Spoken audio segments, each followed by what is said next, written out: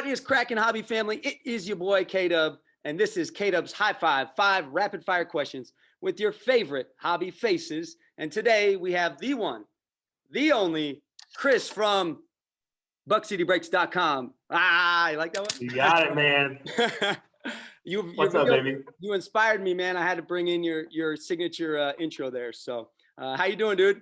I am fantastic, man. How are you? I'm well, man. I can't be any more blessed than I am on a summer vacation. So, all right, how this works, I got 5 questions. I'm going to throw them at you one right after another. You answer as long or as short as you see fit. Does that sound good? That sounds great, man. All right, here we go. Question 1. Your company name is Buck City Breaks. What was the process in coming up with that name, and how did you guys land on it? All right, so our full name came really, really quick. It was, and it still is. It's Buckeye City Sports Cards. Mm-hmm. Adam and I, when we decided that we were going to do this whole thing, we got together at a local bar, Average Joe's, sat down, and we're like, what's going to be? What are we doing here? Community was top on the list, right? Giving back, top on the list. And then when it came to a name, it came so fast. It was just like, okay, well, it's sports cards, and we like the Buckeyes. We want to bring in Central Ohio somewhere in this. So we were like, Buckeye City Sports Cards. Sweet, moving on. It was so quick. However, we didn't come up with Buck City Breaks for a few weeks after that when we decided we were going to do Twitter and things like that. Mm-hmm. And we had never really used Twitter before. Yeah. So we were putting Buckeye City Sports Cards in as our handle. Well, that's too long. So then we had to think what's it going to be? So that's how the Buck City Breaks abbreviation kind of started there, man. But Buckeye City Sports Cards came real naturally to us. Gotcha. Right on, man. Well, question 2 here. When you think about your personal hobby journey, who would you say is your biggest influence as far as your journey in the hobby? All right. So I'm not gonna. You're up there, Kyle. Right? But I don't want that'd be too easy. That's low hanging fruit, man. So you're right. I swear, man, you're right there, dude. And for anybody who knows me, they know I like to talk, so I take the scenic route on a lot of these responses, so just get ready for that. So we're going to start, first and foremost, it has to be Adam, right? Adam and I have known each other since we were in first grade, so I don't know how many people know that, but we've known each other for 25 years now. And we would collect things as kids, together. We would show off our Pokemon cards or whatever every once in a while. Pogs when we were collecting the same things at the same time and things like that, and getting excited about them. And then Adams he introduced me to breaks for the first time. He's like, "Whoa, man! Got this Marcus Mariota, Jameis Winston dual patch card out of Playbook." I was like, "Oh, cool, man!" So then I started getting into some breaks and got back into the hobby, and I went to Triple Play Sports Cards here in Columbus, and I started buying a bunch of boxes of National Treasures. Adam, come check this out. So then we came over there and bought all these National Treasures and opened those, and we're like, man, now what? And then it's maybe we should start something. Let's start something, man. So first and foremost, Adam, and I'm going to break this up into little categories, right? Because the people who inspire me the most on this journey, there's Adam, there's Twitter, which is my favorite social media platform. I really struggle on the other ones with Instagram and Facebook, and even on our Discord sometimes. Sorry, I neglect you guys. I don't get in there enough. But on Twitter, man, just anybody who is positive. I know it's impossible to be positive all the time, but there are so many people who are just flood, or they just they're overfilled with positivity all the time, man. So that's the category that you fall into, right? Timur falls into just a lot of people like that, man. There's so many names, and I can just lump everybody in that same column, you know what I mean? But the people who are just there for a good time. They don't complain. They're giving back. They're finding people to shout out, just stuff like that. And then the people who are in our YouTube chat, man, same thing, right? Positivity is contagious. So the people who are in our YouTube chat, whether they're in there buying into breaks or not, man, as you know, friendships are free, right? But they just they're always positive. They're hey, they congratulate everybody else, right? So we have cats like Chris Betos, if you're watching, man, you just lately, man, it's always positive. And I absolutely love stuff like that, man, when you're congratulating everybody else, dude. So absolutely. I don't know, that was a weird answer, but yeah. No, it's you get it. Yeah, it's a neat community when you can celebrate, even when it's not losing, but when somebody else is winning, you celebrate them over Yeah. your, misses or anything. So pretty cool. All right. Next question here. Thinking as your experience as a breaker, what has been your favorite card that you've pulled that's your PC? Maybe it went to somebody else, but you pulled, and or maybe you pulled and you knew it was for somebody's PC. Like it was something that you knew was going to just make their PC. All right, I'm gonna try to answer both of those, man. So the coolest card, okay, the coolest card that I've ever pulled, and it actually wasn't even in a break, man. I pulled my very own Dan Marino rookie card out of a box of 1985 Topps football. So Sure. like, and dude, I slow played it. This was the most fun I've had ripping a product because I slow played it. I'm not a patient person, but I bought this box and it was not a cheap box, right? So I bought this box, man, and it stayed in my office, and I pop in every day. Like I'd open a pack or two, and then just like moving on. So Marcus would come in, he'd open a pack every once in a while too, trying to get some Walter Payton stuff. But I finally got that Marino, man. It's in a one touch. It looks perfectly centered. The surface looks great, except for this huge like tear through it. But it is I love that card, man. It was really cool to pull that. All right, two more stories. I'm sorry, this is gonna take a while. All right, sorry. There was, for us as a company, one of my favorite cards that was part of my PC. And actually, I have this card in my possession now. But Adam pulled it. It was our very first ever Dan Marino autograph card, and the Dolphins had just let Jarvis Landry go to Cleveland. I was upset, and I was like, I'm done, man. I just want to be a Browns fan.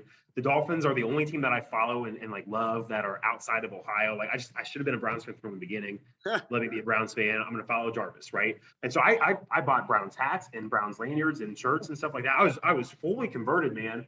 But everybody was like, no, you're not a Browns fan. You're not a Browns fan. They didn't believe me. And I was like, all right, tonight's the night. If we pull a Dan Marino autograph tonight, then I will put this nonsense aside. I won't talk about it anymore. And Adam pulled our first ever Dan Marino autograph, which is now in my collection. It was out of 2017 Majestic Football. Yeah. Let Destiny Majestic decide. or Vertex. It's one of those two products. So. Let Destiny decide. Yeah. So there it is, man. I'm still a Dolphins fan. And then when we do breaks, like best cards, and this is recency bias because we just got to a point where we open a lot of cards, but like within the past few months, man, Mallory Yingling, Mal, what's up? I pulled her a Devontae. She's a huge Eagles fan. Pulled her a Devontae Smith out of 10 autograph. And when you can feel the emotion from somebody like in the chat, like how much that card means to them. Like she was like, that you've seen it right on Twitter. Like I'm literally shaking. I just pulled this card. Well, she didn't even just pull that card. Like she didn't pull that card. Yeah. She put in the chat. Like I'm literally shaking. Like, and I did that. Like that was pretty cool, man. So whenever we do stuff like that, and I can feel that emotion, like that's where it's really impactful for me. I know that there are some big cards. I'd also say Huff Daddy. If anybody knows Huff Daddy on Twitter, man, he's a huge giver. One of the best dudes in the hobby. He falls in that category, right? Yep.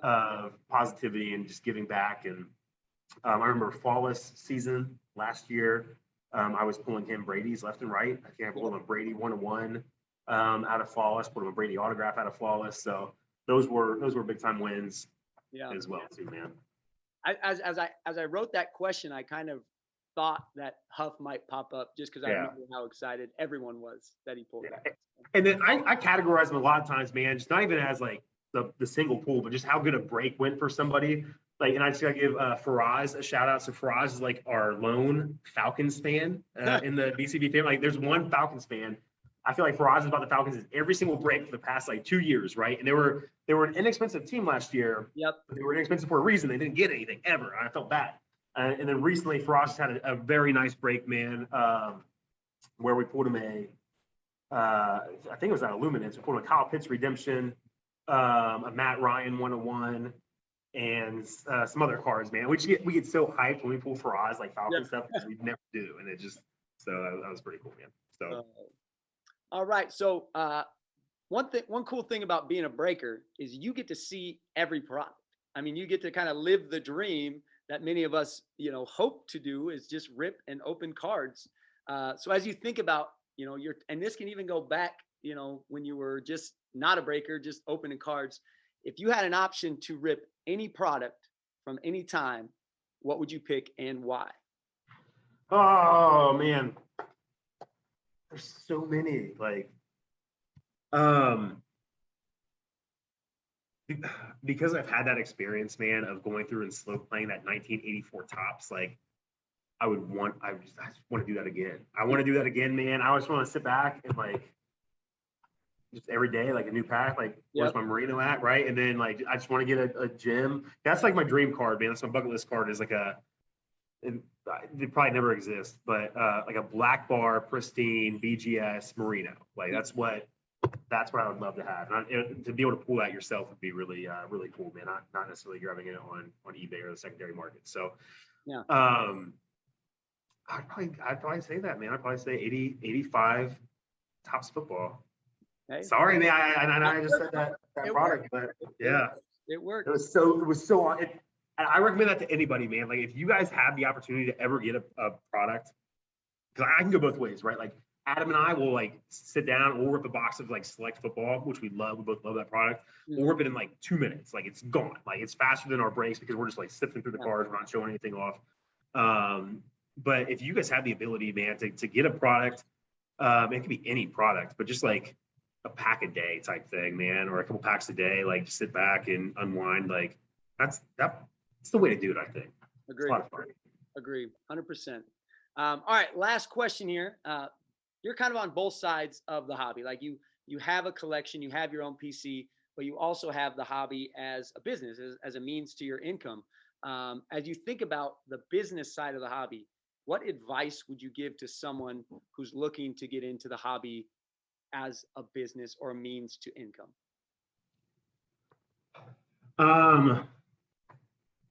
All right, so the first part of my scenic route answer for this would be, it's a tough one, man, because like you have to be really hard-headed and stubborn, like and just say like if this is your passion and this is something you want to do, like don't let people tell you no, even if it's like you're the people who love you the most, man. Like if this is something that you want to do and you want to chase that dream, like you have to chase it. And I spent a lot of time like explaining to my wife that I was going to do this, that Adam and I were going to do this.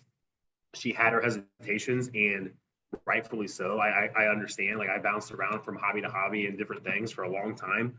I get bored with stuff really easily, and I just don't have the attention span to like stay in one area for a long time. So she was like, "Man, like you're gonna do this, and like it's not gonna last. Like, and you're gonna sign a business, and you're gonna do all this stuff." And so that was really scary for her. But then, like, there were times where I just had to say, like, I'm doing it. Like, I have to do this. Like, and if anybody goes to my Twitter, so at Buck City Chris on Twitter, if you look at my pinned tweet, and that will always forever be my pinned tweet. Like it was after Adam and I had signed some paperwork to make this thing official, and